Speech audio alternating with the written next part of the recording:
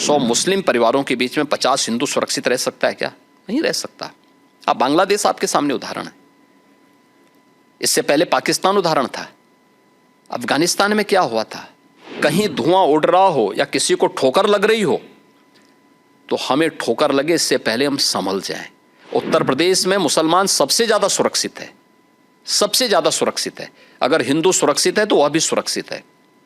100 हिंदू परिवारों के बीच में 100 हिंदू परिवारों के बीच में एक मुस्लिम परिवार सबसे सुरक्षित रहता है।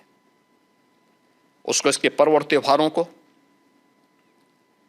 उसको अपने सभी मजहबी कर्मों को करने के लिए, या जिस मत और मजहब या संप्रदाय या सेक्ट का अनुयायी होगा उसको उस परंपरा के अनुसार अपने सारे धार्मिक मान्यताओं या उपासना विधि को पूरी स्वतंत्रता होती है।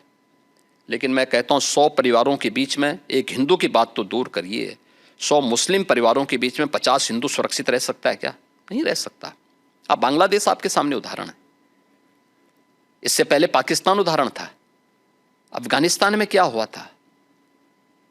ये चीजें दिखाती हैं और होशियारी यही है कि कहीं धुआं उड़ रहा हो या किसी को ठोकर लग रही हो तो हमें ठोकर लगे इससे पहले हम संभल जाएं। तो वही संभलने के लिए बोला जाता है। हम तो सबके बीच सबको समान भाव से देख रहे हैं। उत्तर प्रदेश में मुसलमान सबसे ज्यादा सुरक्षित है, सबसे ज्यादा सुरक्षित है। अगर हिंदू सुरक्षित है तो वह भी सुरक्षित है। अगर दंगे यहां यूपी में होते थे जो 2017 के पहले, अगर हिंदू की दुकान जलती थी तो मुसलमान की भी जलती थी, हिंदू का घर जलता था तो मुसलमान की भी जलती थी। और 17 के बाद से दंगे बंद हुए। अगर हिंदू सुरक्षित है तो मुसलमान भी सुरक्षित है। और दूसरा जो मैंने कहा कि इतिहास में कोई उदाहरण नहीं बता सकता कि अपने बल से, अपने वैभव से किसी हिंदू राजा ने किसी देश पर जबरन कब्जा किया हो, कभी नहीं। इतिहास इसका उदाहरण है, आप उठा के देख सकते हैं। भगवान राम लंका में गए और लंका में रावण पर विजय प्राप्त करके लक्ष्मण को वहां के वैभव को देख के थोड़ा मोहित हुए। भगवान राम ने कहा नहीं लक्ष्मण, उन्होंने उनको एक ही बात कही और मुझे लगता है कि आज की पीढ़ी के लिए बहुत प्रेरणादायी है जो उन्होंने उस समय कही थी। लक्ष्मण जी को जो प्रेरणा, जो निर्देश भगवान राम दे रहे हैं लंका के बारे में, अपि स्वर्णमयी लंका नमे लक्ष्मण रोचते जननी जन्म भूमिस्य स्वर्गादपि गरीयसी। कि लक्ष्मण, लंका भले ही सोने की क्यों न हो, लेकिन याद रखना ये मुझे रुचिकर नहीं लगती, मेरी रुचि का नहीं है। मेरा काम था माता सीता को दुरात्मा रावण से मुक्त करना, वो मैंने कर लिया है। अब हमें यहां से निकलना है, क्योंकि जिस माँ ने जन्म दिया है और जहां हमने जन्म लिया है उससे बढ़कर के दूसरा कोई भी, स्वर्ग से बढ़कर के उपभोग दूसरा हो ही नहीं सकता, इससे बढ़कर के उपभोग हो ही नहीं सकता है, चाहे वो स्वर्ग ही क्यों ना हो। और इसलिए हम यहाँ नहीं करेंगे। ये उदाहरण मैं इसलिए दे रहा हूँ जिसलिए जो सनातन धर्म पर प्रहार करते हैं उनकी आंखें खुलें, वो देखें। उदाहरण हमारे सामने पर्याप्त हैं और ऐसे अनेक उदाहरण आपको समय समय पर मिलेंगे। इसीलिए कहते हैं ना कि मुसलमान खतरे में है, जो ओवैसी कहते हैं आपके राज्य में, क्योंकि जो ट्रेडिशन चलते आए हैं आप उनको हटाना चाहते हैं। जो उनके जिनके लिए वो पूजनीय समझते हैं आप उनको कह रहे हैं कि वो गद्दार हैं, उनको हटाना चाहते हैं आप। इसलिए मुसलमान इससे खतरे में नहीं है, इनकी वोट बैंक की राजनीति खतरे में है। जिस दिन अपने पूर्वजों को भारतीय मुसलमान समझ जाएगा, इन सब के बोरिया बिस्तर बन जाएंगे। इसलिए अपने बोरिया बिस्तर को दुरुस्त रखने के लिए लोग इस प्रकार की भड़काऊ बातें को कहते हैं। भारत के मुसलमानों को याद रखना होगा, वे तभी सुरक्षित हैं जब हिंदू सुरक्षित है, हिंदू ट्रेडिशन सुरक्षित हैं, उसी के साथ उनकी भी सुरक्षा निहित है। तो हिंदू कहाँ खतरे में है? हाँ, तो हिंदू, कश्मीर के अंदर क्या हुआ था, अभी बांग्लादेश के अंदर क्या हुआ है, पाकिस्तान के अंदर क्या हुआ है, महाराज आप यहाँ पे जाएंगे, आप बांग्लादेश जाएंगे, आप पाकिस्तान जाएंगे, कहाँ जाएंगे? 1947 के पहले पाकिस्तान और बांग्लादेश दोनों भारत के हिस्से थे जी। इतिहास है, इस सच्चाई को आप भी जानती है, मैं भी जानता हूँ, पूरा भारतीय जानता है। हम उस सच्चाई को कैसे भूल सकते हैं? क्या पाकिस्तान में हमारी हिंगलाज माता का मंदिर नहीं है क्या? क्या आप इसको भूल जाएंगे? क्या बांग्लादेश में माता ढाकेश्वरी का मंदिर नहीं है क्या? तमाम ऐसे धर्मस्थल हैं जो आज भी वहां पड़े हुए हैं। हिंदुओं के साथ किस प्रकार का व्यवहार वहां हो रहा है? इसीलिए तो सीए कानून लाई बीजेपी की सरकार, जो हिंदू यहाँ आना चाहते हैं। हम हिंदुओं के आने देने की बात नहीं कर रहे हैं, जो आ चुके हैं, जो आ चुके हैं। आखिर इन लोगों ने जो यहाँ पर इस्लाम खतरे में बात कर रहे हैं, उन हिंदुओं का भी इन्होंने यहाँ विरोध किया था। आप अनुमान करिए कि भारत में ही वो हिंदुओं का विरोध कर रहे हैं, तो पाकिस्तान और बांग्लादेश के अंदर क्या हाल हो रहे होंगे? उनके हालात क्या होंगे?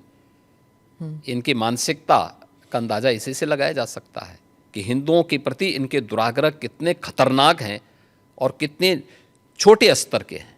आपने कॉन्स्टिट्यूशन की बात कही, हाल ही में एक्चुअली कल ही हुआ था कि एक कॉमेडियन जो हैं महाराष्ट्र में, उन्होंने संविधान को दिखाया और कहा इस संविधान से मुझे अभिव्यक्ति की आज़ादी मिलती है, मैं कुछ भी कह सकता हूँ। अभिव्यक्ति की आज़ादी कानून के दायरे में, संवैधानिक मूल्यों के दायरे में होना चाहिए और उसी दायरे में अभिव्यक्ति की स्वतंत्रता है। आपके अभिव्यक्ति की स्वतंत्रता किसी दूसरे पर व्यक्तिगत प्रहार करने के लिए नहीं हो सकती है। दुर्भाग्य है कि कुछ लोगों ने देश का चीरहरण करना, विभाजन की खाई को और चौड़ी करने के लिए इस अभिव्यक्ति की स्वतंत्रता को अपना जन्मसिद्ध अधिकार मान लिया है। और मुझे लगता है ऐसे लोगों के खिलाफ जो समाज में विभेद पैदा करके सौहार्द को खतरे में डालने का कार्य कर रहे हैं, उनके साथ कानूनी तरीके से उनके साथ उसी प्रकार का व्यवहार भी होना चाहिए। महाराष्ट्र में ही कुछ महीने पहले एक स्लोगन उठा था, बटेंगे तो कटेंगे। वो भी ऐसे ही विभाजनकारी स्लोगन था? विभाजनकारी नहीं था। आप मुझे बताइए, यह देश गुलाम क्यों हुआ?